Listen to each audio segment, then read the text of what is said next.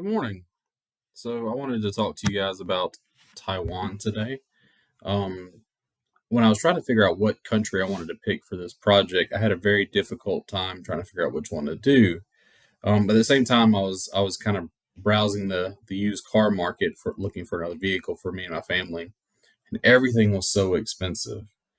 And most of the news networks at the time were accusing it a shortage of new cars driving up the price of used cars. And one of the reasons there was a shortage of new cars is because they did not have the semiconductors needed to finish manufacturing some of the vehicles. Ford particularly had parking lots and parking lots full of cars just waiting for the semiconductors that they needed or the components that required semiconductors.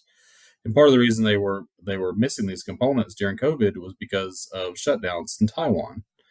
And so at that point, I started to learn that the Taiwan is so connected, also known as the Republic of China, is so interconnected with the global supply chain that I thought it would be a really interesting country to choose to do my project on. So one thing that I found surprising, which this is Taiwan, this is the main island. There's 196 individual smaller islands that make up the nation of Taiwan, but this is the main island. One of the biggest things that surprised me about Taiwan was just how quickly the economic system in Taiwan advanced. It's also known as the Taiwan Miracle.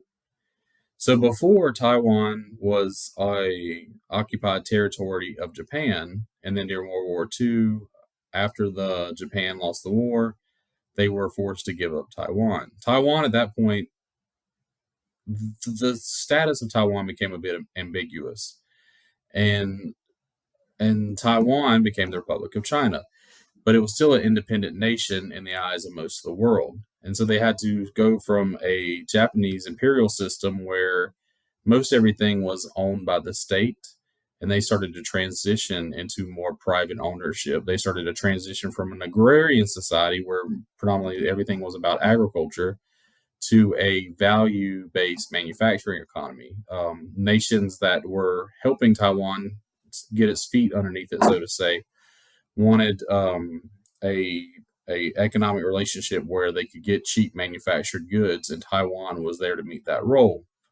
Slowly, Taiwan, well, I said not really slowly, but Taiwan soon realized that they would need to find a niche if they were ever to be able to have complete economic success. And that's when Taiwan, a lot of entrepreneurs in Taiwan, along with the people who were running the government in the 40s, and particularly a new resurgent here in the 80s, when computers were coming onto the scene and radio manufacturing. Well, before that, with radio manufacturing, Taiwan had an opportunity to become an advanced technological manufacturer, and so they developed their own Silicon Valley type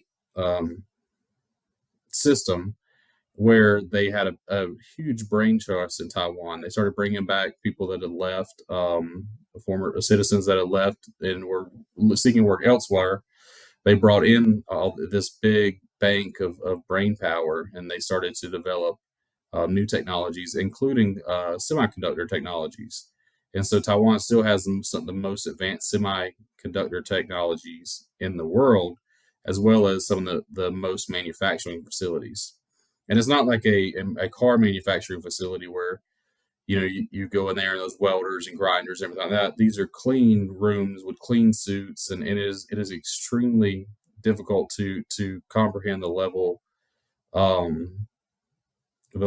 cleanliness and technology that it takes to run an operation like this.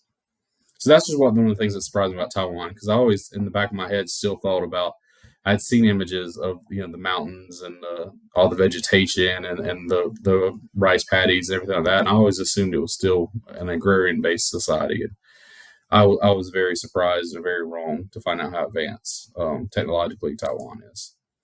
So this ties directly into some of my assumptions that I had prior to the research. And one of the things was the level of development. I did not realize, that Taiwan up until 2 years ago had the fastest internet speed in all the world. There's urban climates and urban settings all throughout Taiwan, except for the areas that are difficult to inhabit, which are the mountains, which is one of the things that leads to Taiwan's densely populated society. But and also the ties to China. I knew that there was a issue with Taiwan's status in the world because China claims Taiwan as a territory, but I assumed because of this conflict that they were not trading partners. And this is the skyline of Taipei, Taiwan's capital city. And so you see constant construction; it's constantly advancing. But it is a modern city with a modern skyline and modern amenities. And I was unfortunately I did not realize how modern Taiwan was. Um, so Taiwan is a highly developed nation. Is one of the things I realized throughout this research, and then also they do have conflict and issues with China, but China is also Taiwan's biggest trading partners, biggest competitor, biggest trading partner. And so they still have a working relationship and at the moment mutually beneficial relationship. They need each other as well. China is along with the U.S. is trying to develop their own semiconductor economy, but right now China, just like the U.S., is highly reliant on Taiwan. One of the things I found out through researching this is that everything from our smartwatches to our cell phones. This particular laptop that I'm recording this on does have semiconductors produced in the United States, but it's one of the few. So, anyways, just a lot of surprising things throughout this project, but particularly how developed and how connected Taiwan is to China, despite their conflicts.